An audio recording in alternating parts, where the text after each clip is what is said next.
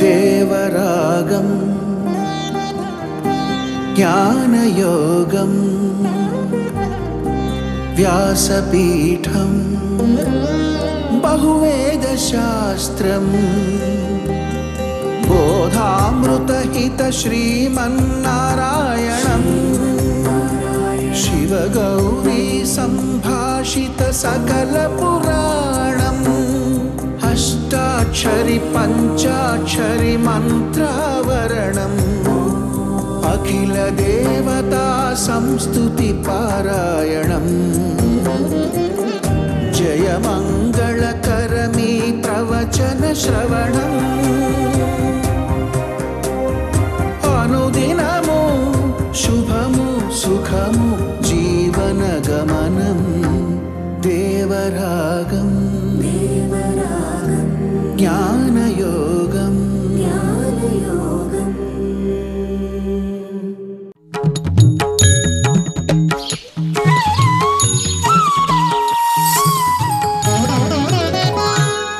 ఆపదామపహర్తారం దాతారం సర్వసంపదాం లోకాభిరామం శ్రీరామం భూయో భూయో నమామ్యహం. జయ శ్రీమన్నారాయణ. భగవద్బంధువులారా, యోగాభ్యాసం చేసే వ్యక్తి ఎలా సత్ఫలితాన్ని పొందొచ్చు?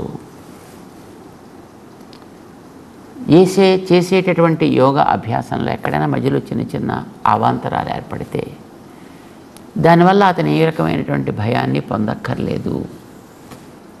చేసేటటువంటి యోగాన్ని ఆపనవసరం లేదు. యోగం అంటే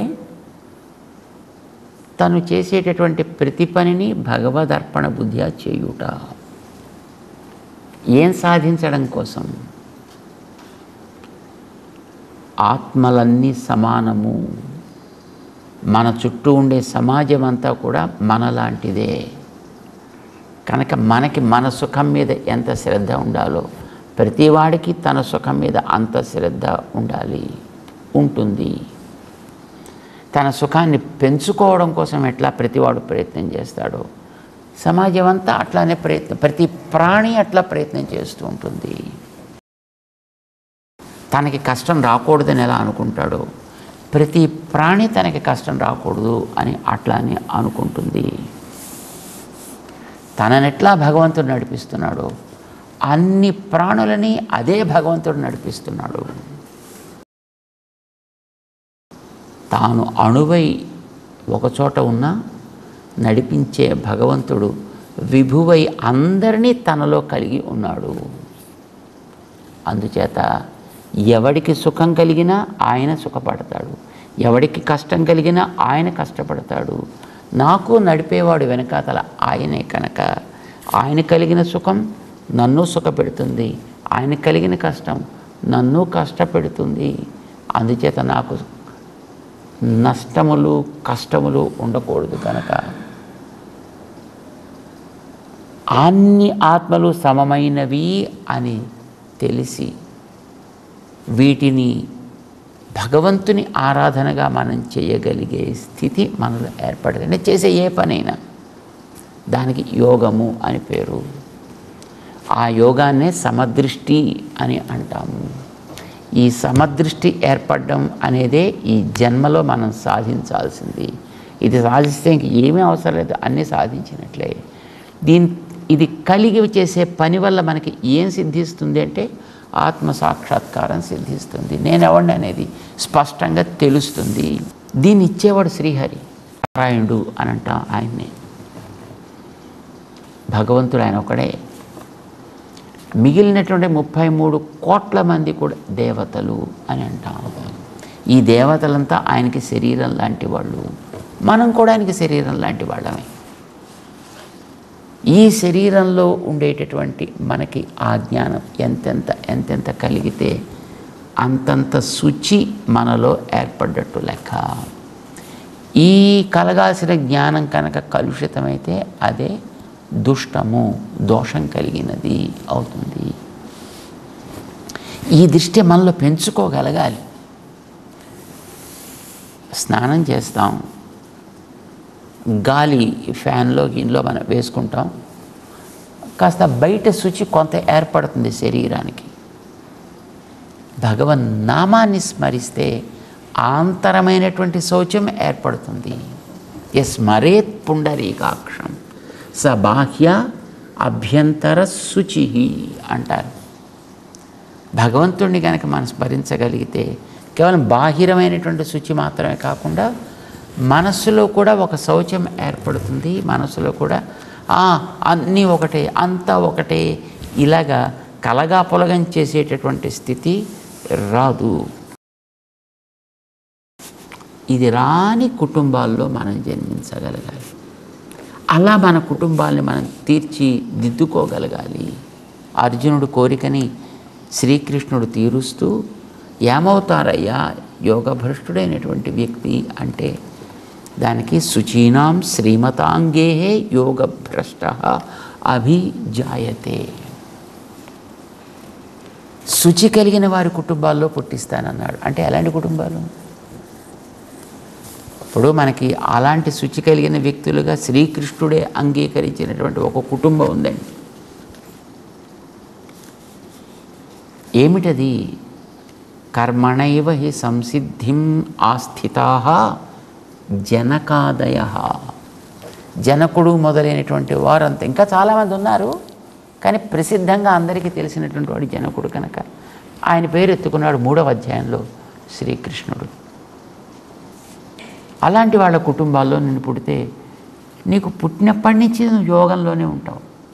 ఎందుకంటే ఆ కుటుంబంలో వాళ్ళంతా చేసేది అదే పని కనుక నువ్వు చూడండి, కొన్ని కుటుంబాల్లో పాడటం అలవాటు, భార్యకి పాడటం అలవాటు, భర్తకి పాడటం అలవాటు, కొడుక్కి పాడటం అలవాటు, కూతురికి పాడటం అలవాటు.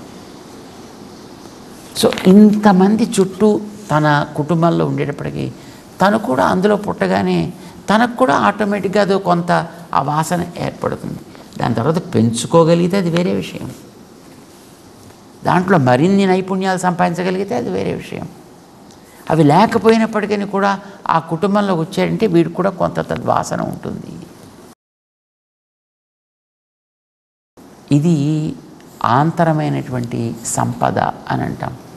ఒకటి శౌచం కావాలి, 2 సంపద కావాలన్నమాట. సంపద చేసే పని శౌచం లోపల ఉండాల్సింది. లోపల మనం పోసినటువంటి తైలం, ఆయిల్, గ్యాస్ ఉంటుందే, ఇది ఎంత స్వచ్ఛమైనదైతే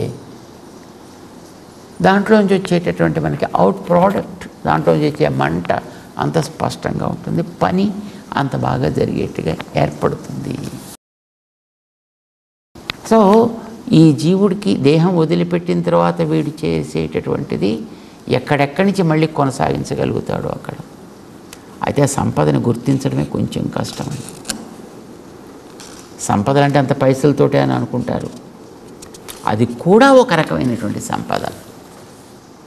లక్ష్మణుడు చెప్పాడు అసలు సంపద ఏదో, గజేంద్రుడు చెప్పాడు అసలు సంపద ఏదో. అడవికి వెళుతుంటే రామచంద్రుడు నారబట్టలు కట్టుకు వెళ్ళాలి అని అతనికి ఒక్కడికే నిర్బంధం ఉంది, మిగతా వాళ్ళకి నిర్బంధం లేదు, మిగతా వాళ్ళు ఎవరికి లేదు ఆ నిర్బంధం. పెట్టడానికి వీలు లేదని దశరథుడు ఆజ్ఞించాడు కూడా. రామచంద్రుడితో పాటు సీతమ్మ కూడా బయలుదేరింది రాముడిని ఎలాగో ఒప్పించి. వెంటనే లక్ష్మణస్వామి వెళ్ళి అడిగాడు రాముడిని, రామా నేను కూడా వస్తానయా, ఏం చేస్తావా? రాజ్యం వదులుకు నేను పోతున్నానయా, సంపదలన్నీ వదులుకు నేను పోతున్నానయా అంటే, నాకు కావాల్సిన సంపద ఏదో అది నాతోనే ఉందయా, దానికోసం నేను వస్తానన్నా. ఏమిటి నీకు కావాల్సిన సంపద? నీకు సేవ చేయడం. నీకు సేవ చేయడమే నా సంపద. ఇతరమైనవి నాకు సంపదలుగా నేను ఎప్పుడూ గుర్తించలేదు. అసలు అది ఇచ్చేవాళ్ళని కూడా నేను నా బంధువులుగా గుర్తించలేదు. అహంతావన్ మహారాజే పితృత్వం నోపలక్షయే అన్నాడు లక్ష్మణ స్వామి. అతనికి సంపద ఏమిటో తెలుసు. తనకి సంపద రాముడి సేవ చేయడం. రాముడి సేవ చేయడానికి ఏమేమి అవసరం ఉంటాయి? వెళ్ళేది వనానికి, అప్పుడు కుటీరం వేసుకోవాల్సి రావచ్చు, అప్పుడప్పుడు ఏదైనా దుంపలు తవ్వడం కావచ్చు, ఇలాంటి పనులు చేయడానికే కదా. సో ఆ రకమైనటువంటి పనులు చక్కగా చేసి పెట్టడానికి అవసరమైనటువంటివి ఒక తట్ట, ఒక బుట్ట, ఒక పలుగు, ఒక పార. ఖనిత్ర పిటకాధర లక్ష్మణ అనుజగామ. ఇవి పట్టుకుని బయలుదేరాడు రాముడు. అడవికి వెళుతుంటే ఈ తట్టా బుట్ట ఇవన్నీ ఎందుకే, అక్కడ వెళ్ళినప్పుడు రాముడికి ఏ రకమైన రక్షణ కలిగించాలో దానికి కావాల్సిన పరికరాలు ఇవి. ఇది చూసినటువంటి వాల్మీకి భగవానుడికి ఓ ఆశ్చర్యం అంటే ఆశ్చర్యం.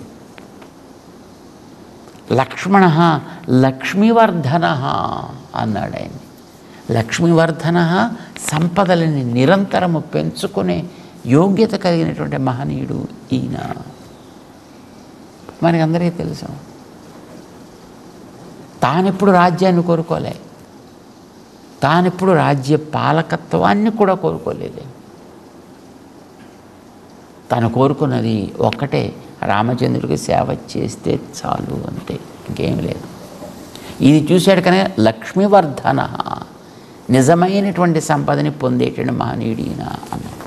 ఏనుగు గజేంద్రుడు అని పేరు.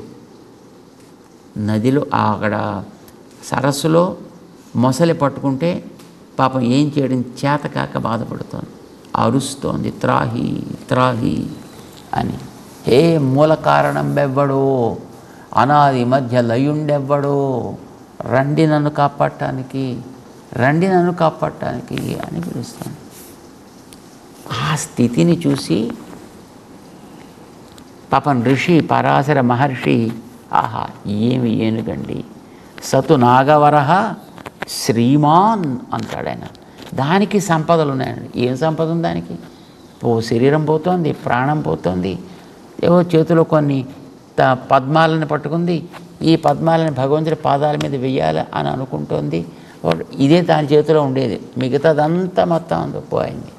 భార్య పోయింది, పిల్లలు పోయారు, రాజ్యాలు ఏమయ్యో తెలియదు. నీళ్ళలో ఆయన కొన ఊపిరితో ఉన్నాడు ఆయన. ఇంకా అయినా అప్పటికి కూడా ఆయన ఆ కమలాలని అలానే పట్టుకున్నాడు. కరస్థ కమలాని పాదయో అర్పితం తవ, భగవంతుడి కోసం ఆయనకి సమర్పించాలి అనేటువంటి కోరికతోటి అలాగే పట్టుకున్నాడు ఆయన. సేవ చేద్దాము భగవంతుడికి అనే భావన నిజమైన సంపద అని గుర్తించాడండి మహర్షి. భగవంతుడు కూడా వచ్చాయండి తర్వాత. మనకేదో సిరికిని చెప్పక శంఖ చక్ర యుగం అని పద్యం చదువుతుంటారు కదా, ఆ క్రమంలో భగవంతుడు వచ్చాడు అక్కడికి. ఏం కావాలయా అంటే, నీకు మంచి శరీరాన్ని మంచి ఆరోగ్యాన్ని మళ్ళీ ఇమ్మంటావా? నువ్వేమి ఇచ్చుకుంటావో నాకేం తెలుసునాయా, నేను కోరుకున్నది ఒక్కటే, కరస్థ కమలాని పాదయోరర్పితం, ఈ చేతిలో పట్టినటువంటి కుసుమాలని నీ పాదాల దగ్గర వాటిని సమర్పించాలనేదే కోరిక, నాకు ఇంకా మిగతాది ఏమీ లేదు.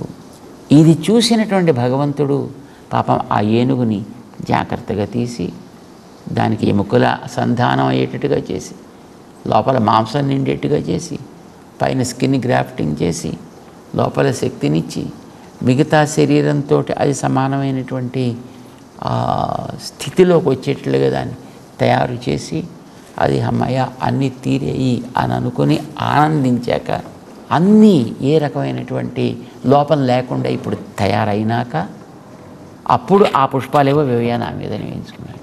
అప్పటిదాకా వేయించుకోవాలి. అంటే నిజమైనటువంటి సంపద ఏది ఆయనకి అర్పించడానికి పనికొచ్చేట్టుగా అవకాశం ఇచ్చి మరీ తను చేయించుకున్నాడు ఆయన ఆ సంపద.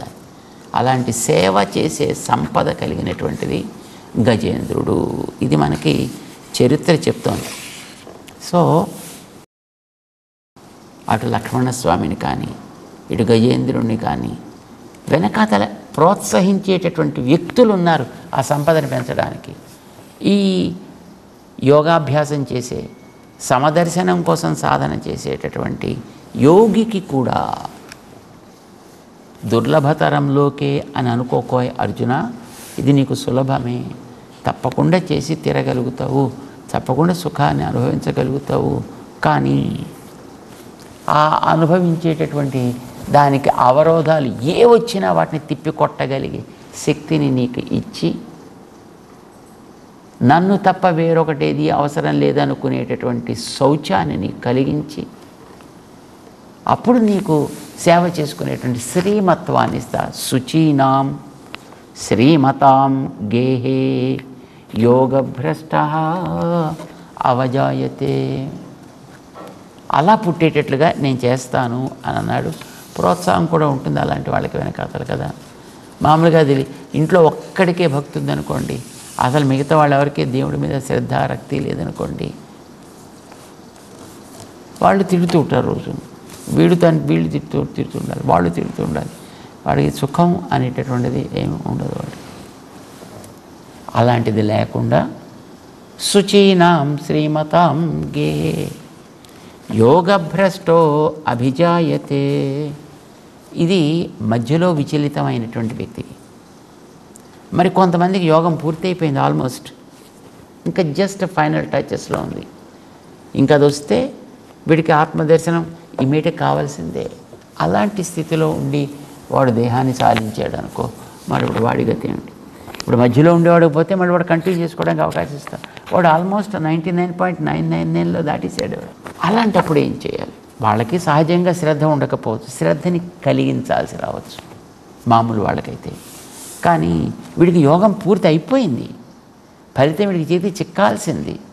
కానీ ఇంతలో వాడికి ఒక వికృత ప్రవృత్తి వాళ్ళు ఏర్పడింది, ఒక చాంచల్యం వాడికి కలిగింది, దాంట్లోంచి వాడు జారిపోయాడు.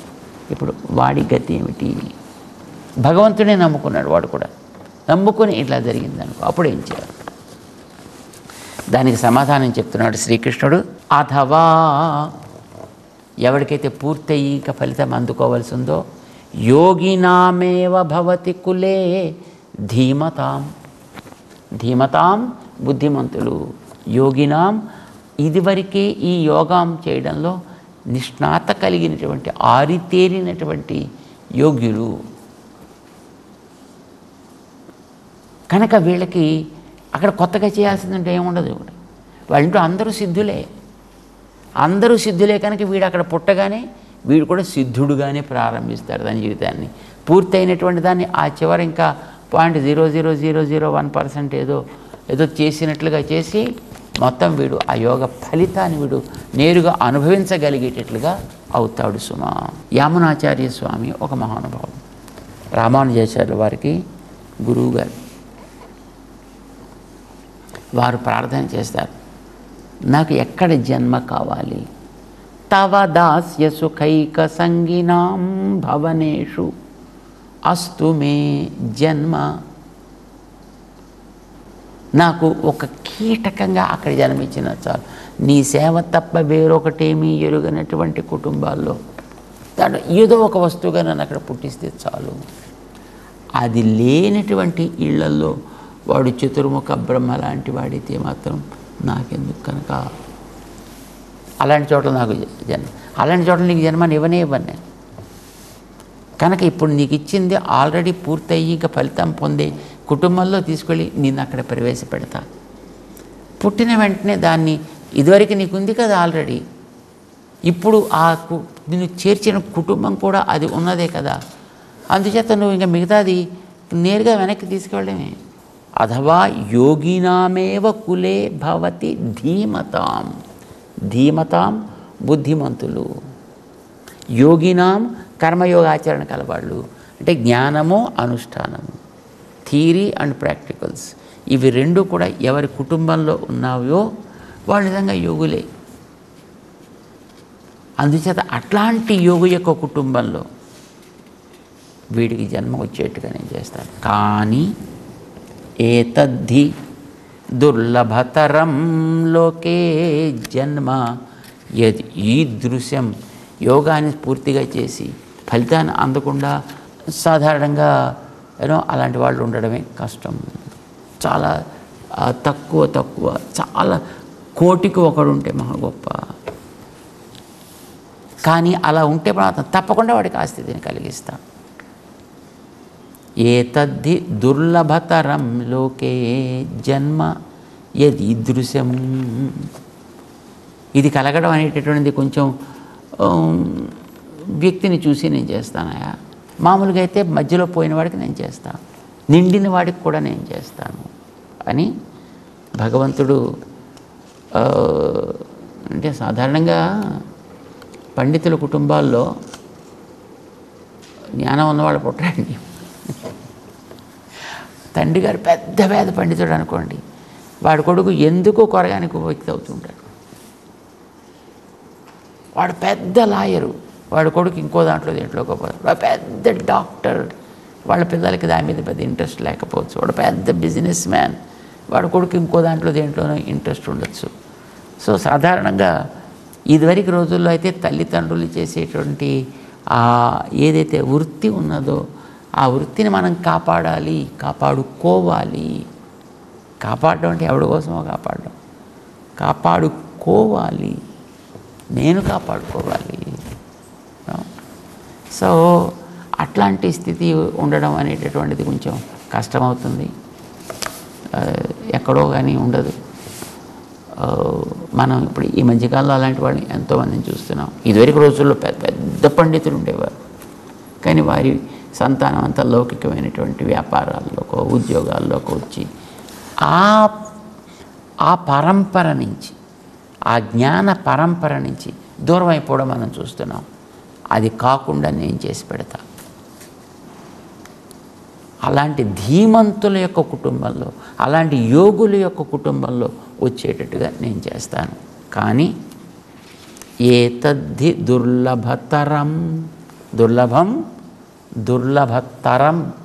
దుర్లభతమం కదా, దుర్లభతరం. ఇలాంటిది రావడం అనేది మిగతా జన్మల కంటే కొంచెం కష్టం. అంత సులభంగా అయితే రాదు, కానీ అది లభించేటట్టుగా నేను చేస్తాను. అలాంటి కొంతమంది ఉంటారు అట్లాగా. మనకు కులశేఖర ఆళ్వార్లు కూడా ఒక చోట ఇలాంటి ప్రార్థన చేస్తారు.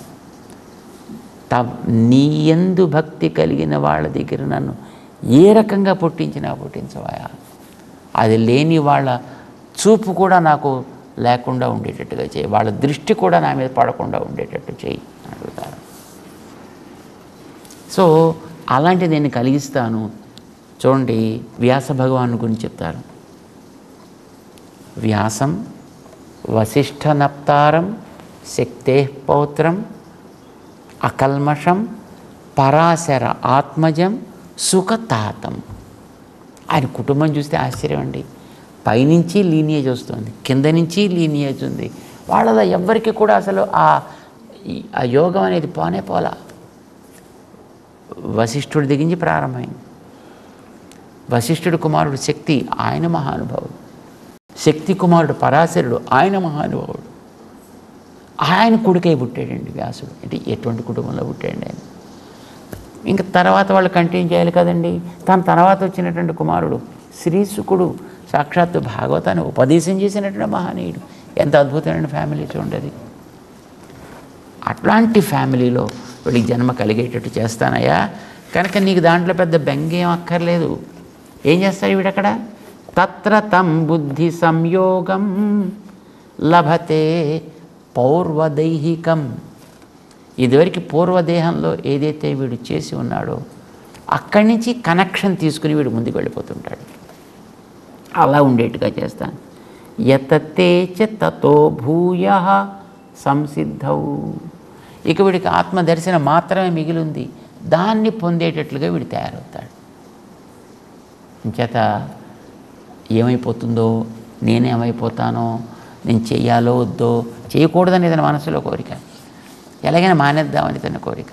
కనుక నువ్వేం మానక్కర్లేదయ్యా, ఎంత చేస్తే అంతే ఫలితం.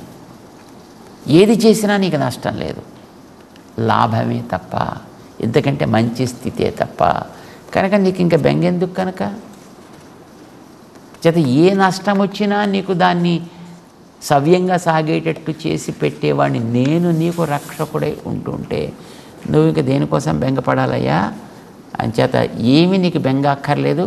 పూర్వ అభ్యాసేన తేనేవ హిరియతే హి అవశోపి సహా. ఇదివరకు నువ్వు ఏదైతే చేసావో ఆ చేసింది నీలో విస్మృతి కలిగితే ఇప్పుడు నువ్వు బెంగపడాలి. ఇప్పుడు మనం ఇదివరకు ఏదో కొంత చిన్నప్పుడు కొన్ని నేర్చుకున్నాం అనుకోండి, మధ్యలో ఇంకో ఏదో ఇతర ప్రవృత్తిలోకి వెళ్ళామనుకోండి, పాతవన్నీ మనకెక్కడో చిరిగిపోతాయి, ఏదో అన్నీ మర్చిపోతాం మనం. మళ్ళీ ఈవేళ కొత్తగా ప్రారంభించాలంటే మళ్ళీ అది చాలా శ్రమ పడాల్సి వస్తుంది. అలాంటి శ్రమ అక్కర్లేకుండా ఇదివరకు నువ్వు ఎంత చేసి పెట్టుకున్నావో, ఎలా చేసి పెట్టుకున్నావో అవన్నీ ఇప్పుడే నువ్వు చేస్తుంటే ఎంత ఫ్రెష్గా నీకుంటాయో అంత ఫ్రెష్గా నేను నీకు ఉండేట్టుగా చేస్తాను. అంచేత పూర్వ అభ్యాసేన తేనేవ అవశః హ్రియతే. వీడి ప్రయత్నం అక్కర్లేకుండానే నేరుగా వీడు కంటిన్యూ చేసుకుంటూ పోయేటట్టుగా వీడిని చేస్తాను. అంచేత నీకేం బెంగక్కర్లేదయా. మరి కొంతమందికి మంచిదని అనిపించింది, కానీ నాకు ప్రయత్నం చేయాలనుకోలేదు. నువ్వు చెప్పింది మాత్రం మంచిది అనుకున్నాను. ఏం చేయకుండా ఫలితం వస్తే బాగుంటుంది అనుకున్నాను, కానీ నువ్వు తప్పకుండా చేయాలని అంటున్నావు. చేసే బుద్ధి నాకు కలగలేదు. సరే, ఇంతలో నేను దాంట్లోంచి పోయాను అనుకో. అలాంటి వాడికి కూడా, అంటే అసలు ఇది మంచిది అని అనిపించిన వాడికి కూడా జిజ్ఞాసురపి యోగస్య శబ్ద బ్రహ్మ అతివర్తతే. ఓ అద్భుతమైనటువంటి ఉపాయం చెప్పాడండి ఆయన. అదేమిటో తెలుసుకుంటూ ముందుకు పెడదామా. జై శ్రీమన్నారాయణ.